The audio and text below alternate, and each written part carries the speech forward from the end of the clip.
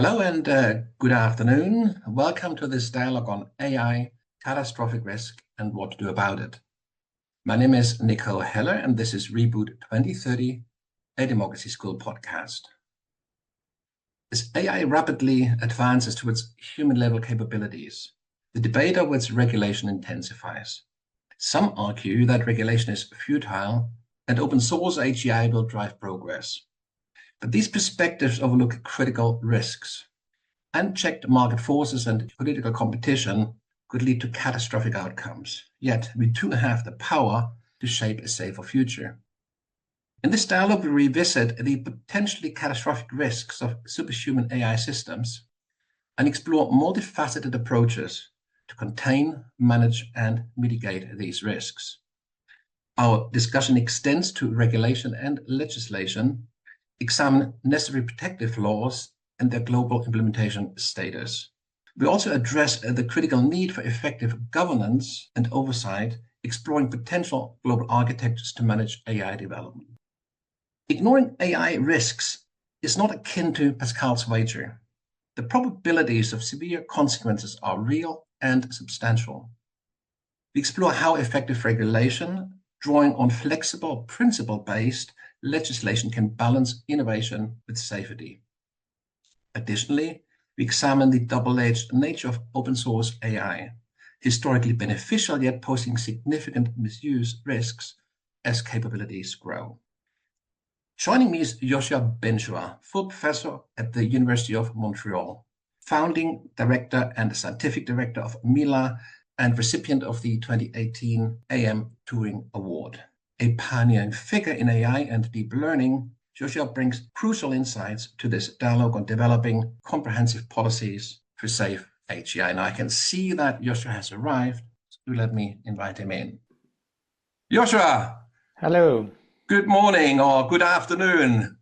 Good morning. Well, it's morning for me and afternoon for you, I guess. That's right. Thank you ever so much for joining me again for a Reboot dialogue.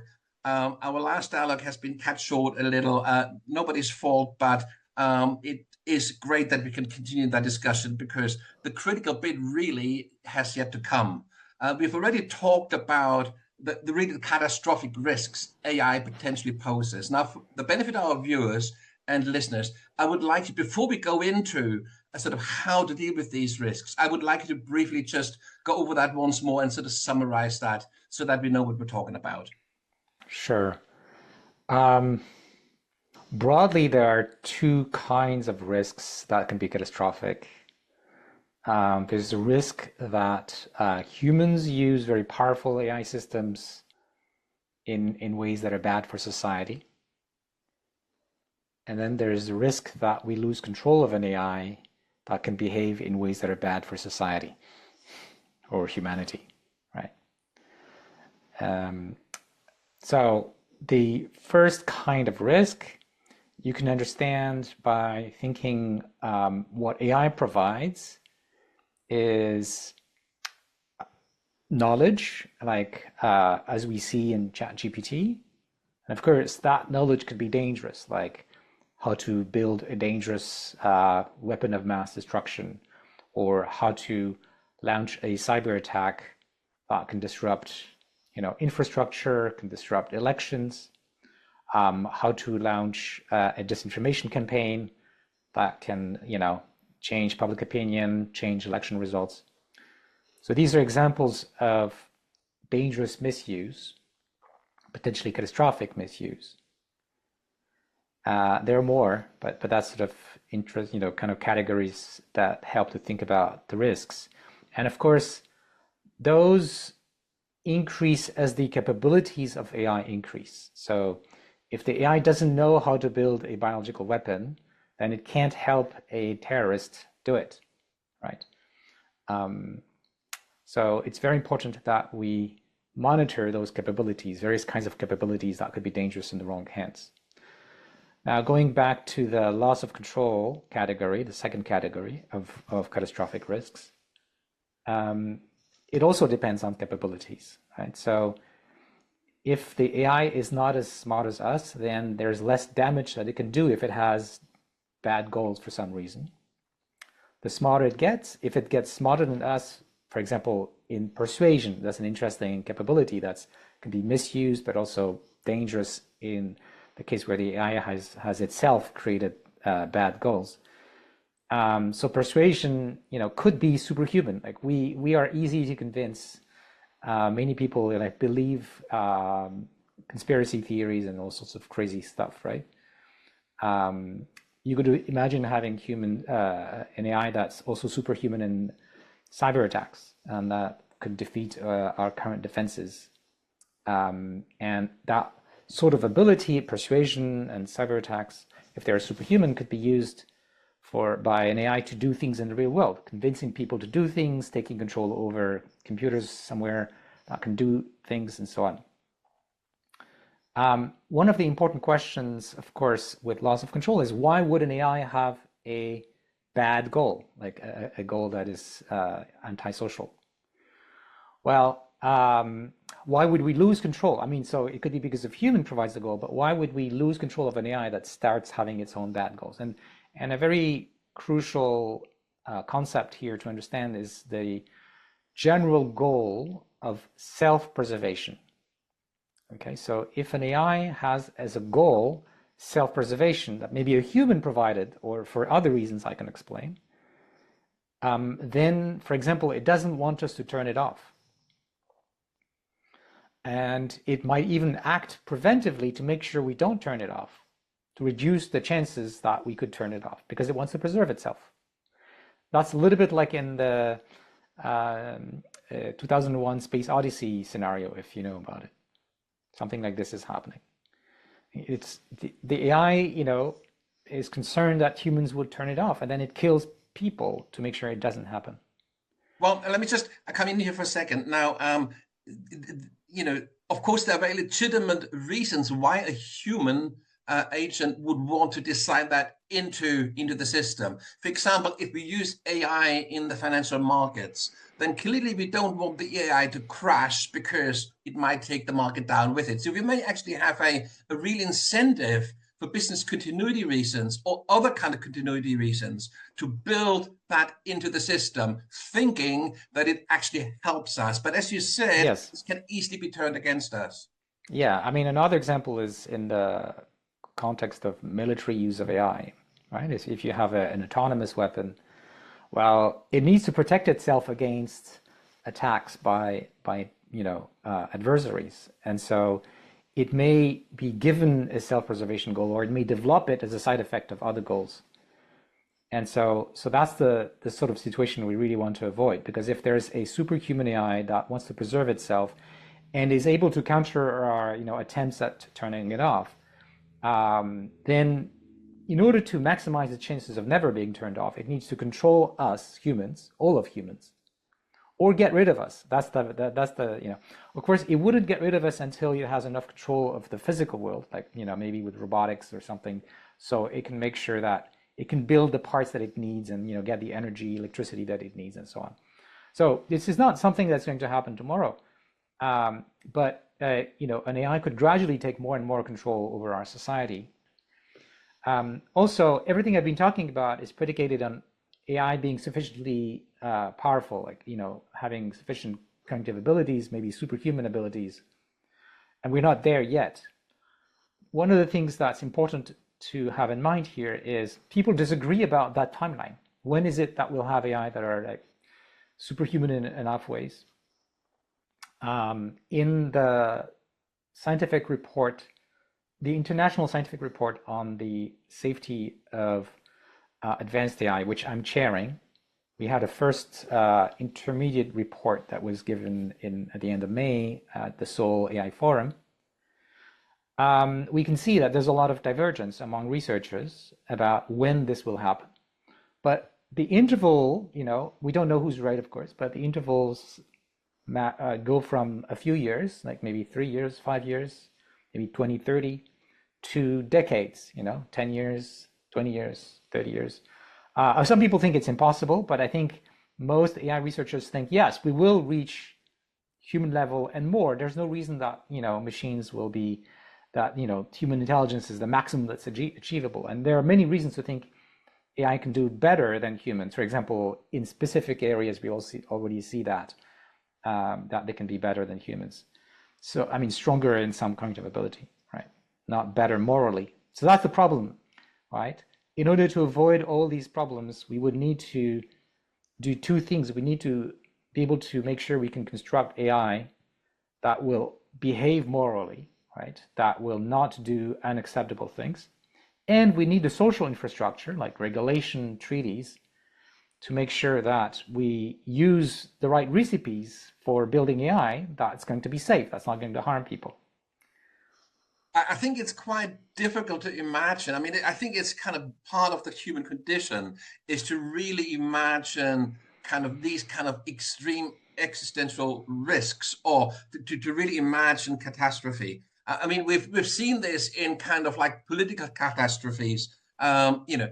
The Holocaust. I mean, who would have ever thought that we are capable of this? And yet we were Yes. capable of this. There Eh, are, or not all of us, but certainly Germans were capable of that. well, There is. other people as well, Yes, but unfortunately. I just didn't want to generalize too much. But yes, we are capable of this. But it's hard to really get our head around this. Now, is there a way of helping us to get our head around it? I'll give you an example. There are sort of short to medium term risks AI poses, which are already quite severe in terms of undermining democracy, undermining trust in our systems, undermining trust in our institutions. And that in itself could lead to a political collapse or to war or to all kinds of unintended consequences.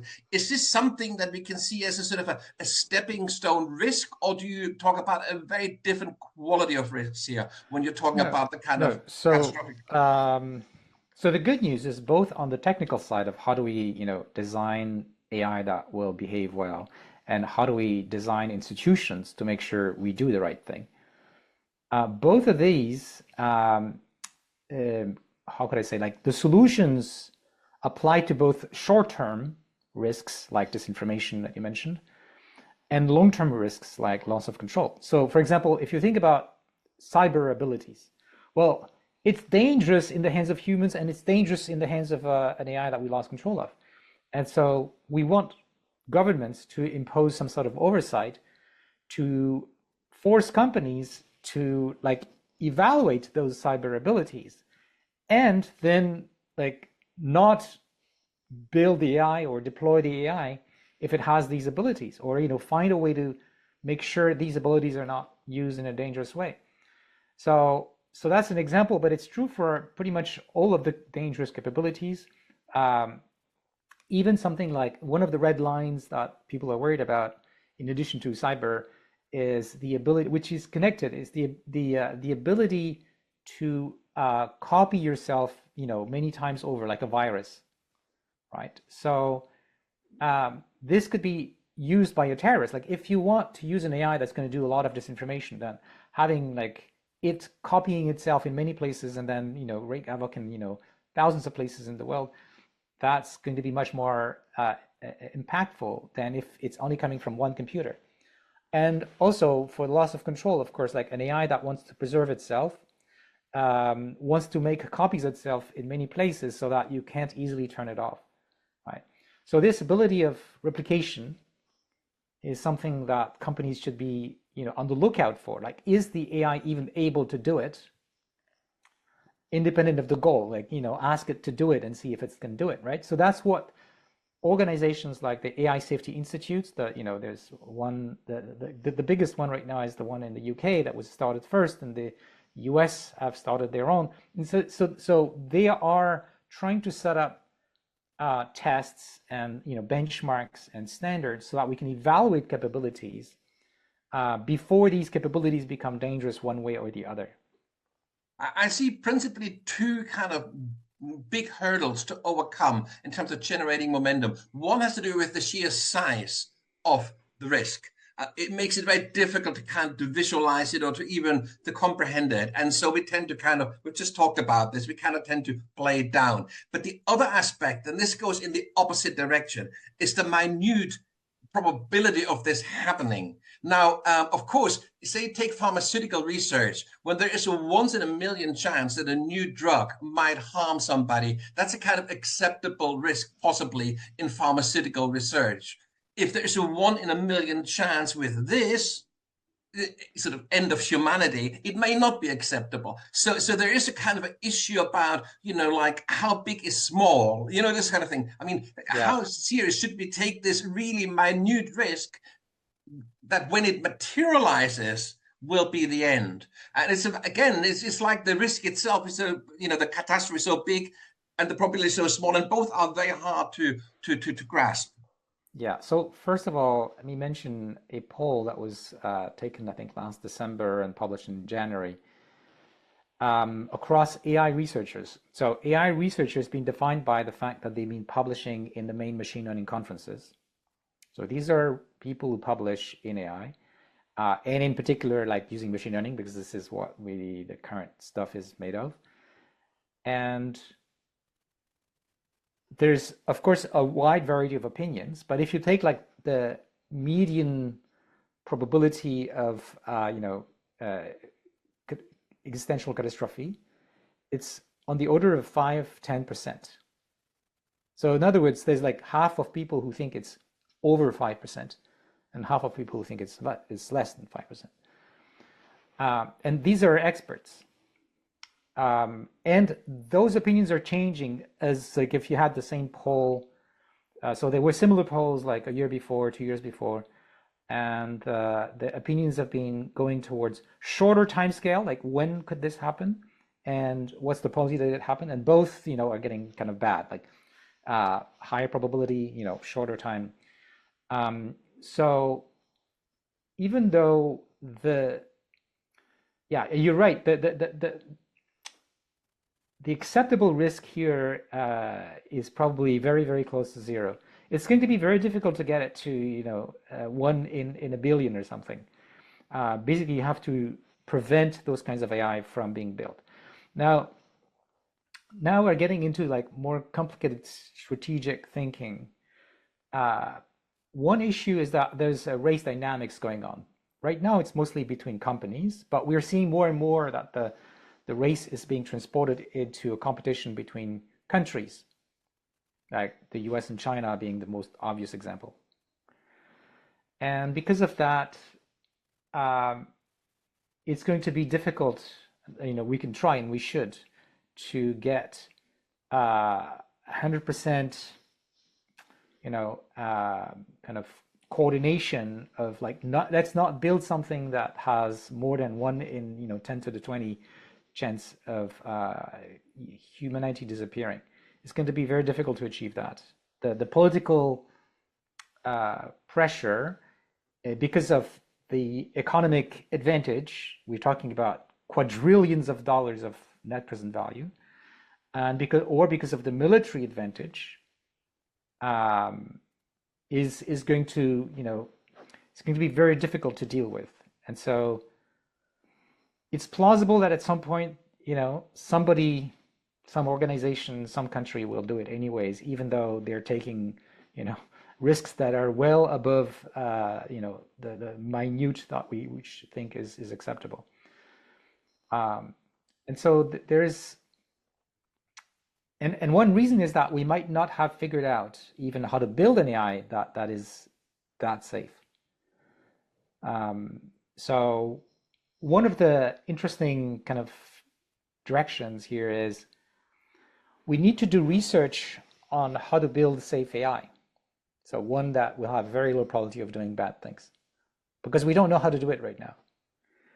And maybe AI can help us in doing that. So as AI becomes smarter, but before it becomes like very, very dangerous, it might be a tool to help us build AI that is safer. As a, right now, people are already using AI as a programming tool, but as it gets smarter, it might be able to like read the scientific literature in machine learning and help machine learning researchers achieve goals. Now, it could be bad goals, like make the AI just generally more capable, or it could be good goals, like make the AI, more morally, correct. at least not crossing red lines that we've decided upon. So yeah, it's tricky. I think we do need to do our best to minimize the chances that, at the political level, to minimize the chances something will build something very dangerous. But at the same time, we may need to do that research in AI in order to help us find the solutions, both the technical solutions and potentially even the political solutions to avoid those catastrophes. This is very tricky. There's not like a clear, simple path here to solve the problem and avoid catastrophes.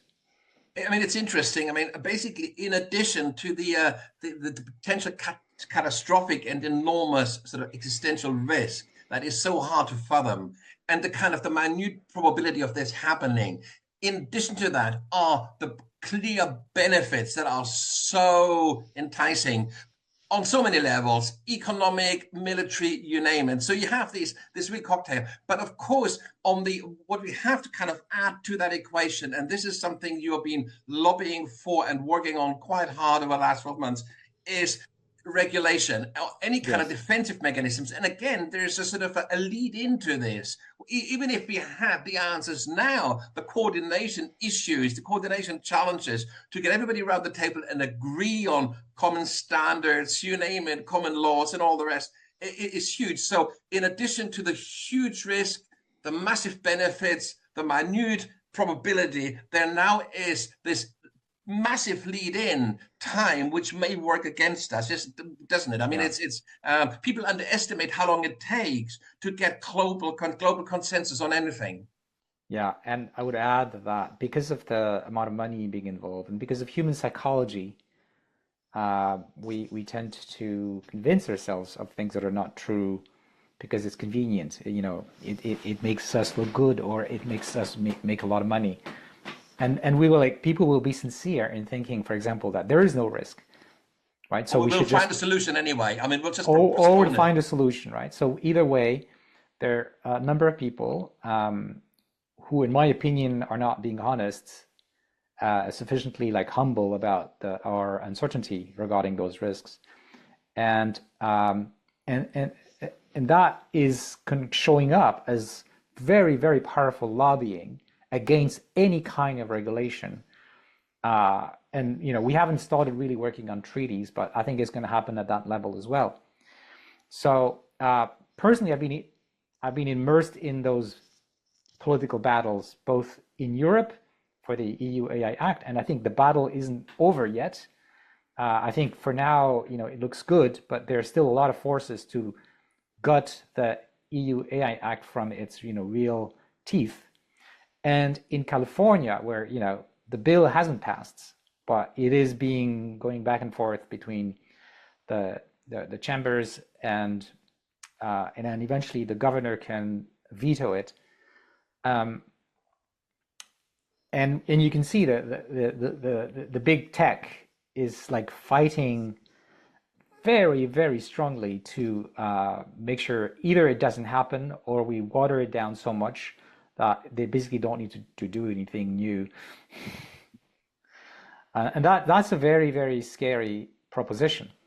But what worries me even more, so if you thought, I would be worried because of that lobby, and that lobby is successful, it's able to push things towards less teeth or less regulation or no regulation. And the other thing I'm worried about really is the geopolitical competition. And the reason this one is even more worrying, even though it hasn't really started in full blown, is that at least at the level of companies, they can be coordinated with national regulation, right? So the companies are in a race with each other, but the government of the country in which they are can force them to abide by some standards. But that isn't true at the international level. There is no world government that can tell China and the US, okay, so you have to follow those standards. Well, there's one sort of slither of hope or potential, and I'm kind of referring to really to something you've written yourself, and this has to do with that there is this level of sort of like personal or kind of like private or state interest, but over and above that there are the kind of X risks, I think you call them, the kind of Yes, existential risk that affect us all. So if this runs or goes off the rails in China or in Russia or indeed in the US, everybody loses. So there is a that's kind right. of a layer of risk, Yes. which But is not. that, yes, but that assumes that all the major players, like as you say, like, China, Russia, and the US, and maybe, Europe, all the major players are sufficiently understanding those existential risks, because that's the only reason they will sign a treaty, right? You're right, because otherwise it's just a competition. So they're just pressing the pedal and try to lead as much as you can. Um, but unfortunately, that as we started the discussion, as you said yourself, like it's difficult to really digest the reality of those risks. I mean, it's a little bit like climate change. Look how much time it took for governments to come to terms to the reality of the climate risk. And even now, I think we're still a long way. Like, I don't think governments have digested the risk due to tipping points. So the tipping points, I think, are closer to the sort of existential risk that we're talking about, in the sense that they're not easy to model. So it's harder to be sure that they will happen. But there are enough scientists providing arguments, that this is a plausible scenario, and it could be catastrophic, like level of seas going up by tens of meters or something. And but catastrophic, but humanity is not going to disappear. Like maybe billions of people will be dying directly or indirectly, but others will survive. In the case of, oh well, hopefully, in the case of AI existential risk, well, if there is an AI that is superhuman and has really like bad goals, it's not going to just kill half of the people. It's going to kill everyone, because that's the safe outcome, the safe scenario for it. For the AI to make sure we can't turn it off ever. It's just get rid of all humans. And there are ways to do that. Think about biological weapons. You design a virus that will kill all humans. Eventually, it gets everywhere, and we all basically are gone. And so uh, this this kind of, as you said, like these kind of risks, there are lots of psychological reasons that people will deny them or ignore them. They will just laugh at it, right? Saying, "Well, that's science fiction. Can't be." Um, but if if you consider rationally the different arguments, it's hard to deny them, that they are possible. There's nothing that prevents these things from happening. And so even though these are scenarios, we can't be sure it's going to happen. It's like the tipping points. We should prepare for these bad scenarios and make sure they don't happen. But that isn't what's going on. Hopefully, the political class gets better educated about the risks and they do the right thing. But what I'm concerned about is, imagine you're the U.S. government, and it's going to depend which party's in power, by the way. Are they more like hawks, or they're more, trying to protect the public? So faced with two dangers, like China taking over because they build bigger AI, they have, I don't know, more electricity, whatever allows China to leap forward, which is plausible. I mean, I'm not saying it's going to happen, but it's a possible scenario. Faced with that risk, and then China using AI against the US and like basically taking over all democracies in the world, that's a real risk that people are very concerned about, rightfully so. And then faced between that risk, which is very concrete, it's the same risk that wars is all about, being about. We've seen, you talked about the Second World War, and so we've gone through things like this in the past. So it's something that people thinking about in international politics and so on, already like familiar with these kinds of thoughts. So there's like a risk that we're familiar with, and then a risk that sounds like science fiction. And what are those people going to decide? It's a toss, as far as I'm concerned. It's not clear. I mean, there's it's interesting. I mean, if you take, I mean, I think the example of climate change is really quite a sobering one because, of course, the kind of the Paris Agreement of like to try to keep CO2 carbon emissions, below a sort of a level where average temperatures don't go above 1.5 degrees of the historical average. Of course, we've already blown that, most scientists would say. And in fact, again, there was a sort of a kind of a survey or the kind of periodic surveys, and three-quarters of climate scientists now believe that we're headed for 3%, 3 degrees over the historic average. That's twice as much as what we had hoped for. And even at 1.5 degrees, it is really, really bad in the long term. So we're looking already at a very dystopian kind of scenario in climate. But of course, the time lag is such that whatever we do today, we will only feel the consequences in 10, 20, 50 years time. And I think that's a really difficult thing. And of course, in addition to that, you've got the tipping points. You've got this potential of things really kind of at some point just accelerating beyond anyone's control. You have that. But I think with, and again, with AI, you can foresee situations where the tension would rise because X, Y, and Z of kind of like regional or local disasters or conflicts.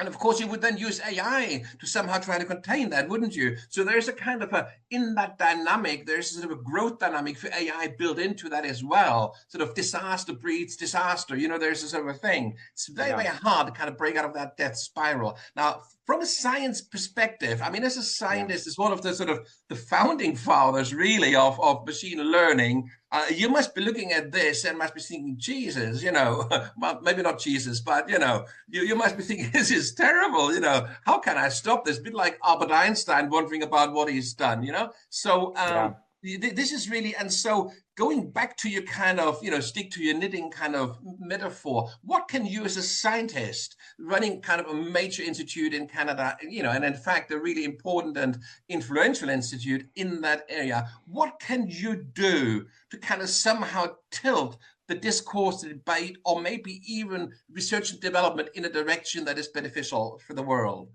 Yeah, so right now I'm spending the vast majority of my time on two missions. One is scientific and the other is political. So on the scientific side, I'm building up a team that's completely focused on how do we design a next generation of AI that will be providing safety guarantees that, it's not just, oh, we hope that it's going to be fine, but we have mathematics that give us a quantitative assessment of risk that we can use to put a threshold like we were discussing, 1 in a million or whatever. Because right now we don't even have that. Like, you have to realize it's basically like the apprentice sorcerer. That's not what we have. So, it feels good to me, so let's do it. We're going to be fine. It's just intuition that people have that it's going to be okay or not. And so we need to develop methods that allow to quantify and bound that risk.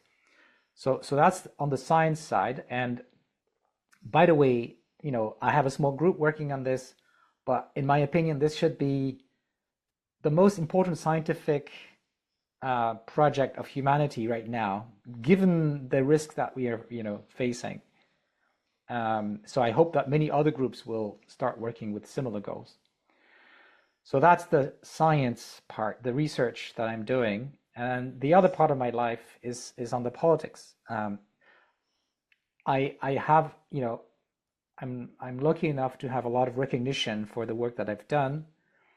Received a Turing Award, and I've been involved in the movements for the responsible development of AI for now, about a decade.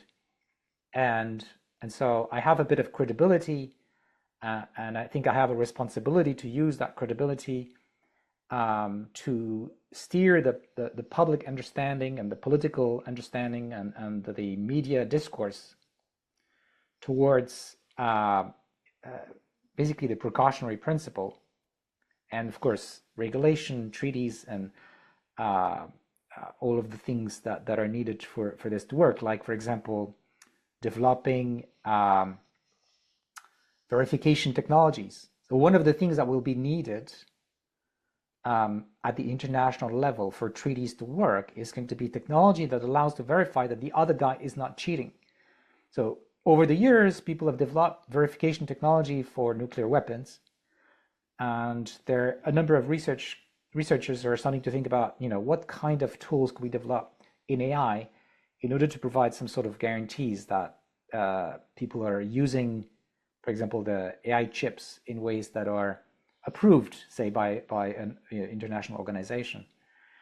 So yeah, I'm spending a lot of time talking to journalists, talking, to the public in general for explaining, and being involved in the political battles where they are about regulation, also involved at the level of the UN to try to steer towards a greater global discussion about these questions. So that's taking a lot of my time, but I feel like it may be even more important in some ways, because if we find the scientific solutions, we're still not out of the woods, because we still need a political solution to make sure that we apply those methods everywhere. If we don't find a scientific solution, we can still save humanity by doing the right thing politically, basically stopping the development of AI above a level of capability that is dangerous. And so in both scenarios, we need to get the politics right. I mean, in climate change, and indeed in also in the nuclear kind of energy and nuclear arms, what you found in those two areas, and presumably in many other areas too, is that there's another sort of a two-pronged, but a three-pronged approach. You have, of course, you've got the science, and in climate change, you have climate scientists to develop models and use that to to educate and to warn and to show where we're headed, to provide a map, sort of a roadmap, and sort of show how unsustainable this is. But on the other hand, they also get often involved in politics the way you do. But of course, there's a third prong, a third kind of leg, and that is sort of civil disobedience, or that is activism. Now, the question is, this is a kind of a very difficult one to approach with somebody as established as you, but surely it must have crossed your mind. Are there other ways in which we can slow this development until we have the tools to control it better? And how legitimate do you consider disobedience and obstruction, or whatever kind of activist kind of strategies people might adopt? How legitimate do you consider that? Is it too early? At what point would you consider it legitimate and necessary, maybe even? It's already happening. For now, very small groups of people are demonstrating, and I don't think they are like doing illegal things, except demonstrations. Maybe sometimes they're not legal, but yeah, I think this is very important. I think that in the same way that for climate, we've seen the non-experts, the citizens, get in the movement, like basically dedicating their life or many hours of their waking life to increasing the global awareness, putting pressure on governments, putting pressure on companies. I think the same sort of trajectory is very, very similar to climate here. You've got, the lobbies that are very powerful, but you got people. So the interesting thing is polls, not of experts now, polls of like citizens show a very strong support for regulation and, making sure those developments are being controlled by governments and protect the public. The numbers are like 70%, 80%. Like, so it's even like bipartisan, or, basically it's not just because you're on the left or on the right. People want to have a life. They don't want to have this danger, over their head, they want to make sure governments do the right thing to rein in companies that could be acting foolishly. And frankly, I think there's a bit of a cowboy behavior that we're seeing in some of these companies. So Do you it's see any urgent. scope? Do you see any scope for again, in the kind of environmental sphere, you get to the self-regulatory mechanism, self-certification, soil association for soil standards, and this and the other. Can you foresee a situation where there might be sort of a safe AI kind of stamp that certain products can obtain if they submit to a certain regime of control or of kind of regulation on a voluntary basis? Can you foresee something like that? Well, that is the current situation. So the leading AI companies, all of them, have committed. First, at Bletchley Park, there was the AI Safety Forum in the UK last November. They committed to some of those things. Then they committed again to even stronger things in Seoul at the end of May this year. And they've committed to the US government. So before the executive order from last fall, the Biden executive order on AI, the White House brought all these companies and they signed a commitment, very similar to, these are all like very similar. And they're basically saying things like, yes, we will submit ourselves to independent tests, like third parties. We will do these tests to evaluate capabilities. We will put the right security around our systems so that bad actors cannot easily get hold of them.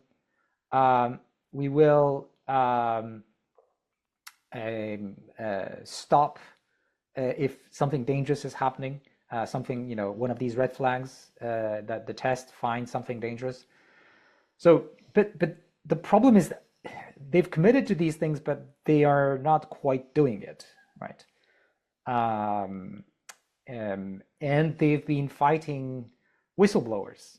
So people inside the companies become worried, and the companies have been trying to put pressure on them so that they can't easily speak up. And of course, there's this thing about unachievable goals. I mean, you said yourself, we still don't know how to make them safe. So to sort of say, well, we're open to inspection to make sure they're safe is kind of saying, well, give it a go, but we don't have any clear standards what we mean by safe when it comes to AI. And even if we had, it's hard to say whether the system is safe or not, isn't it? I mean, we don't fully understand what's going on inside an AI. But at least what you can have is, do whatever is the best we know how to do to evaluate the risks. So there are things like red teaming, like capability testing, and so on. And provide transparency about the results of these things, at least to the government, if not to the general public. And well, we don't even have that. So that's the thing that regulation needs to force. So that's, for example, what the California Senate Bill 1047, as it's called, is proposing, and the companies have been fighting like crazy to make sure it doesn't happen. So they're not honest. When it is a voluntary commitment, they say yes, we'll do those things. When you take exactly the same sort of commitments and you say now it's mandatory, they're fighting like hell against it. Yeah, it tells you something, doesn't it? Yes. Now, this really leads me on to a whole area of IT or of software development, which in the past has been hugely beneficial in so many ways, not just technologically, but also socially. I'm thinking about open source. And we have historically many examples where open source really, and there is a big open source community committed to the public good. And to making the world and so better. So you would, at some level, you would sort of say, well, yeah, let's kind of see how the open source community can help us with this. But you are very, not critical, but you're very careful about this because you see major problems here. Could you go into this a little bit? Why open source isn't the solution in your mind, in your view? It could be the solution, but right now it isn't. But let me be a little bit more precise. So first of all, my group has released one of the first deep learning open source packages more than 15 years ago. And so, I've been a big proponent of open source in science in general, in machine learning in particular, and deep learning. I think it's been hugely beneficial for the advances in AI and its applications across the world, its democratization. So it has lots of advantages. Even the work that I'm currently doing now in my group on trying to find better ways of training AI that will be safer benefits from the open source packages that some have released, right? So we can use that to go beyond those systems. At the same time, the flip side is once an AI system is released with all its weight, so maybe it costs 100 million to train, and you make that available to everyone, the result of training, which is say 10 million or 100 million or eventually billion. So that means anybody can take that system and modify it slightly. It doesn't take a lot of what's called fine-tuning to modify it towards something that may not be socially good. In particular, the systems that are being released open source, they have been trained to be rejecting bad queries, like help me to do cyber attack or disinformation or build a weapon or something. But it's very, very easy once if the system is open source, it's very easy to get rid of those. It's basically like a superficial layer of morality that can be put on those systems, and it takes like $10 of further computing on these systems to get rid of all that morality. Basically, now the system can do whatever you want. And you can also do what's called jailbreaks, even for the systems that are not open source, but it's just harder. Just with open source, it's much easier to make the system do what you want. And so there's additional risk of misuse and also additional risk of loss of control eventually, as we get to AGI. So how do you balance the risks and the benefits of open source? Because I said there are like lots of benefits, but there are also risks. And I don't think anybody has like the answer to this. It's just a hard problem. But I think maybe there's a simpler question we can ask, which is who should decide where we strike the balance? So I think a system that is not sufficiently powerful to be extremely like catastrophically dangerous in the wrong hands, or if we lose control, probably we should allow companies to open source it, because the benefits probably are stronger. And I don't know where the line should be, because there's already misuse. You think about child pornography is already happening thanks to current systems, not systems in the future. Cyber hacking, we're starting to see that already with the current systems. It's just going to get worse, but at some point the benefits are not sufficient to outweigh the risks. And I don't think it should be the companies building those systems, the companies that have these hundreds of millions or billions of dollars, to decide that, because they also have financial interests, right? It should be a democratic process, which means governments in one form or another, regulators. So that what I'm saying is there are advantages and disadvantages, and the balance might change as we build more and more powerful systems. And it should be a democratic process, like the regulator, to decide, okay, this is acceptable, this is not. Right now, of course we don't have that, but we need that sort of process. Now, that's on the political side. On the scientific side, there's interesting research to try to make open source systems trained in such a way that it would be hard for a bad actor to modify the weights and still get the capabilities. So right now it's very easy, but there are researchers who are worried about, oh, we're going to lose the advantages of open source at some point. And so they're looking for ways of building AI systems that can't easily be made immoral. And so if that research succeeds, I think that we could get open source and safety. We're not there yet, but I think it's one of the things that is worthwhile investigating. I mean, one interesting kind of sort of analogy that just comes to my mind right now, and I haven't really thought it through, is in the UK, if I understand this correctly, if you want to have a working gun, you need to have two licenses. You need to have a license for the gun, and you need to have a license for the ammunition. One without the other isn't much use, right? So if you're kind of a collector of historical guns, you're likely to have a license for guns, but not for ammunition. And if you would happen to be a collector of ammunition, it would be the other way around. The moment you have both, it becomes a system that is potentially lethal. And so that is much harder to get than one or the other license. Now, when you think about AI, the kind of the idea of the bullet and the gun, maybe there's a kind of a need for a licensing system, because once you have both, it's not clear anymore who does the killing. Is it the gun or the bullet? It's the system that does it, yeah, and the human being is part of that system.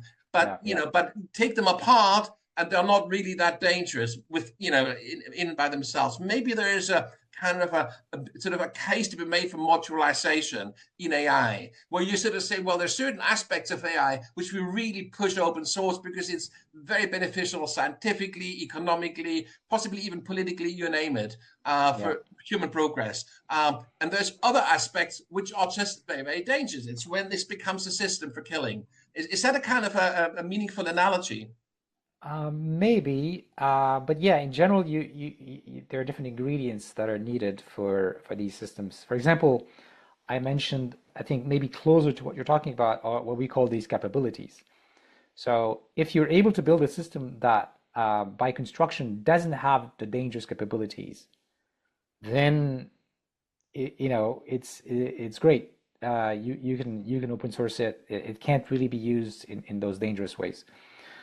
I ultimately, it might not always be possible because we're building systems that have more and more capability. So whether we can separate the gun from the bullets in the case of AI isn't clear yet. We might, and then in that case we'd be fine. But we need to do that research as much as possible. And maybe part of what, I mean, I'm not trying to put words in your mouth, but I'm just trying to think this a step further. Maybe part of scientific research, part of the role would be to push kind of development in an area or into a direction where these kinds of strategies become more possible. Is that one way of thinking about sort of making it more safe? Yes, absolutely. And we need governments to increase the funding for this kind of research in academia so that more people work on it. Also, the regulation can have a positive effect on this. So for example, Meta likes to put their thing in open source. And if they see that regulation is coming, like the one in California, that will eventually limit their ability to open source something, because the regulator is going to have a say somewhere, or in California, it might be the Attorney General, then that will provide them an incentive for finding technical solutions. So it could be the sort of solutions that allow, something to be open source, but then cannot be easily changed by programmers or hackers. It would also incentivize companies to do research in safety more generally. Like if they can demonstrate to the regulator that their system cannot do bad things, then they will not be, in the case of California, they would not be sued by the Attorney General. I think in a system that has a real regulator, which is not the case for the California law, like in the EU, the regulator might simply not allow them, so that they wouldn't get a license. So in general, regulation is going to incentivize companies to do research to find technical solutions to make sure their products will not harm the public. And that is one very good reason why we need to have regulation. If it's done right, it's going to provide the right incentives for companies to do it. But I think we also need government funding to broaden the the set of people working on this, especially people who don't have a financial interest like academics, and that would be immensely useful. And of course, I Yeah. regulation in that field of AI is a bit like regulation in pharmaceuticals, presumably, except that it's such a specialist field that really you do need the research, the academic, the foundational research to know how Yeah. to regulate and to develop a kind of a regulatory strategy that kind of helps you in the long term. And so when you're saying to do research, you're not just talking about building fancy AI systems that might be safe, but you are really talking about research that's sort of at the intersection of regulation and AI development. Isn't that right? Yes, yes, yes. So there is, for example, a very important part of the research, which currently is going on, by the way, in the AI safety institutes in the UK and the US, is how do we design these evaluations, that this risk evaluation metrics and benchmarks. This is like a whole new science that people haven't been thinking about until recently. And it's very applied research. It's not like, a totally new paradigm. It's just, common sense and risk management strategies. And of course, expertise in machine learning, because this is the material that we want to make safe. And that, I think, one challenge that these government organizations have is they usually don't have expertise in the government in machine learning. So they are on this path of trying to recruit people from industry or academia, and it's difficult. I mean, one of the sort of unfortunate issues is in industry. If you have PhD in machine learning, you can basically make $1 million per year. I mean, depending on how much experience you have, let's say 500,000 or whatever, if you're new. But of course, you don't get $500,000 salary in government. Like, just doesn't happen. So how can government deal with that? Of course, there'll be people who want to do it because they want to serve the public, and they believe in the risks. They want to dedicate themselves to mitigate the risks. But that's not going to be enough, right? So one of the things I've been saying to governments is, well, you can use academia, and you can use nonprofits that are outside of governments, and that, well, in academia, it's not that you're going to get paid $500,000 if you're a PhD student, but PhD students will be working for cheap, basically. And in nonprofits that are independent from governments, well, they basically can compete with industry, and they can hire people, whatever the market price is. So I think the governments should both have internal organizations that really are part of the government to help the regulator with these questions, but also rely on external organizations that could help for the technical part of the work. How specific do you think, or in your experience, is the kind of regulatory kind of stuff that would be thinking about? What I'm trying to get at is this something that could be transferred from one jurisdiction to another? In other words, is there a benefit of, like, say, European countries collaborating with the US or Canada, or would the legal situation be so different that collaboration would be problematic? Absolutely. On the technical side, this is already happening. So the AI safety institutes around the world are talking to each other. The US and the UK have signed an agreement, and so they're sharing notes. In fact, they want to make everything they do public, right? Like the methods they're developing and so on, because we want to see an international convergence of these methods. And yeah, there's a great advantage to doing that, both for harmonization and also just to speed up the process of developing these evaluations. Economies of scale, isn't it? More brains kind of achieve better results. Now, let's start to wrap this up. I would like to kind of, like, either any books or any reading material that you would recommend sort of to a general reader who might be interested in kind of getting more involved, understanding better what the issues are in AI risk? Yes. So a good book is Stuart Russell's book from 2019 called Human Compatible. There is also more recently Dan Hendricks, who is writing a book, and I think it's coming out pretty soon. Let me see if I search on Google. Yeah, he has a book called Introduction to AI Safety, Ethics, and Society. That I think is a good, maybe even easier to read than Stuart Russell's good introduction. Excellent. And any kind of science fiction novel or any kind of literary kind of gem that kind of would inspire you in these kind of difficult times? I hope that science fiction authors start like really digging into this, because there's a lot of interesting, because there's so many like scenarios.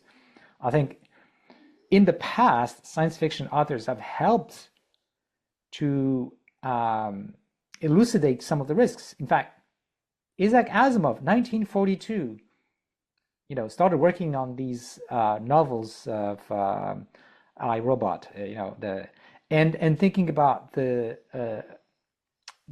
laws of robotics, a way to make the AI moral, and then basically the novels were about how it fails, what can go wrong.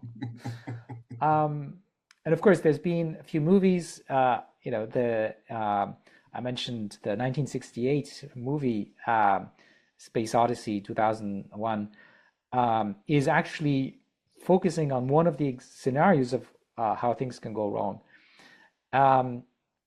I don't know. I'm not saying there aren't any like recent, but I've been talking to people who are writing these things, so hopefully these will come out and we'll see more.